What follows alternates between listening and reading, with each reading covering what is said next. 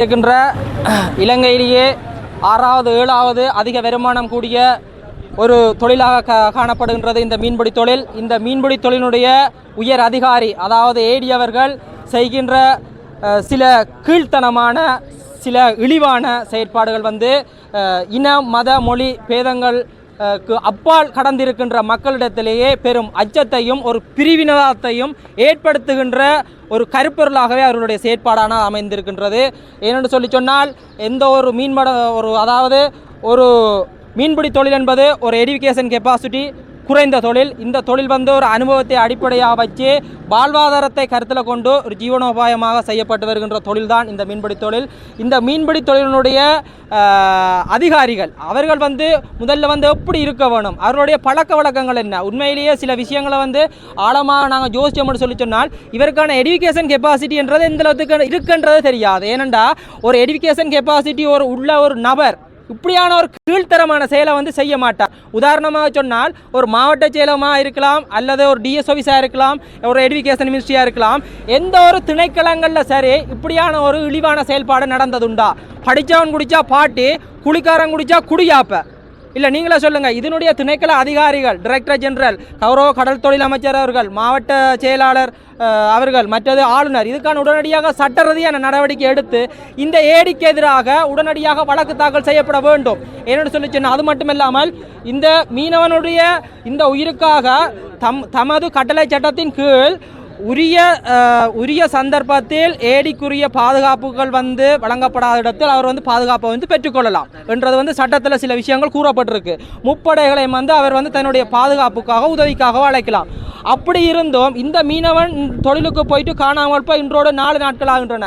இவனுக்காக எந்த விதமான ஒரு செயல்பாடுகளும் இதுவரைக்கும் முன்னெடுக்கப்பட இல்லை.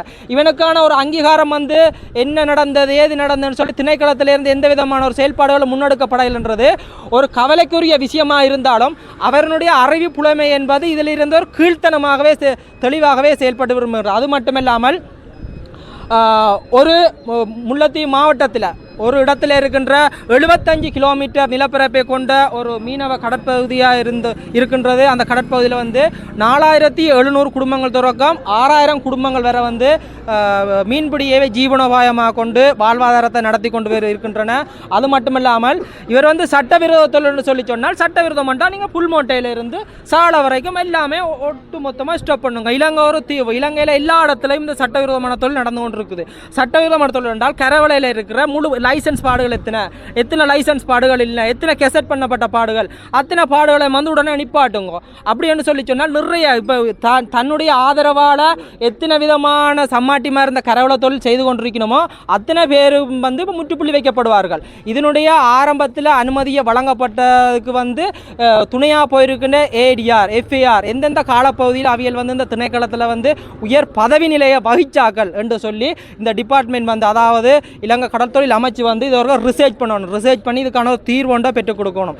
அது மட்டுமில்லாமல் சிறு தொழில்கள் அதாவது இந்த சுண்டிக்குளம், இந்த வட்டுவாகல், இந்த கொக்குலா இந்த போன்ற பகுதிகளில் இருக்கின்ற இந்த சிறு கூட்டு வேலை கட்டுகின்ற அந்த சிறு தொழில் மீனவர்களை சில சந்தேக கண்ணோட்டத்தோட கூட சில விடயங்களுக்காக அவர் பிடித்து நீதிமன்றத்தில் முற்படுத்தப்பட்டு அவருடைய வாழ்வாதாரம் முற்றாக அளிக்கப்பட்டு வருகின்றது. அப்படி என்று சொல்லி சொன்னால் இதுகளெல்லாம் நிப்பாட்டிட்டு முதல்ல உங்களோட டிவிஷனுக்கு சொல்லி ஒவ்வொரு எஃப்ஐ பிரியுங்க.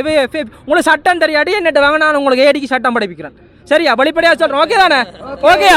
சட்டம் தெரியாட்டிக்கு ஏடியை வர சொல்லுங்க. ஏடிக்கு நான் சட்டம் படிப்பிக்கிறேன். சரியா? ஏடிக்கு நான் சட்டம் படிப்பிக்கிறேன், ஏடியை வர சொல்லுங்க. அப்போ அவர் என்ன செய்யணும், ஒரு திணைக்கள அதிகாரி என்னென்று நடத்தணும் என்றதை உங்களுக்கு சட்ட புத்தகம் இருக்கு. உங்களுக்கு அதை எடுத்து பாருங்க. உங்களுக்கு தெரிய இல்லையா அரசாங்க அதிபர் துணையோட இல்லாட்டி உங்களுக்கு ஒரு டிபார்ட்மெண்ட் ஃபிஷரிஸ் டிபார்ட்மெண்ட் அதில் இருந்து உங்களுக்கு அப்ரூவல் எடுத்து நடைமுறைப்படுத்துங்க.